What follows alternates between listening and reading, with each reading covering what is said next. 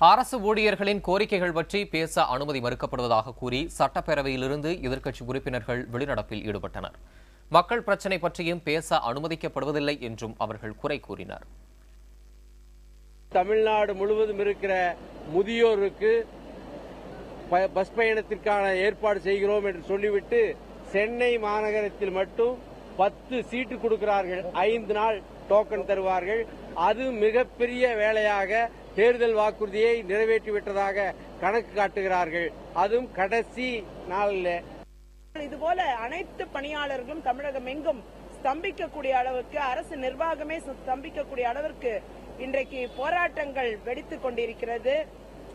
ஆசிரியர்கள் போராட்டத்தில் இறங்கி இருக்கிறார்கள். யாருடைய கோரிக்கையும் எந்த விதத்திலும் நிறைவேறாத ஒரு அரசாங்கம், வெறும் பாராட்டுகளை மட்டுமே தனக்குத்தான் செலுத்திக் கொள்ளக்கூடிய ஒரு அரசாங்கமும் சட்டப்பேரவையும் நடந்து வருகிறது. எதிர்க்கட்சிகளின் குரவலை நெரிக்கப்படுகிறது.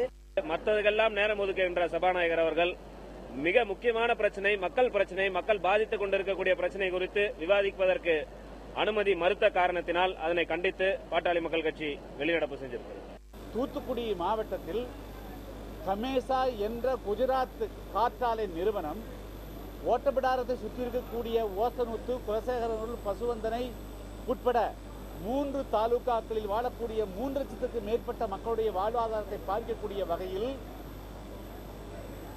நீர்நிலைகள், அதாவது ஓடை, குளங்கள், பொதுப்பணித்துறை கண்மாய்கள், அதேபோல சாலைகள், தானிய களங்கள் ஆகியவற்றை உடைத்து அவர்கள் சாலை போடுகிறார்கள்.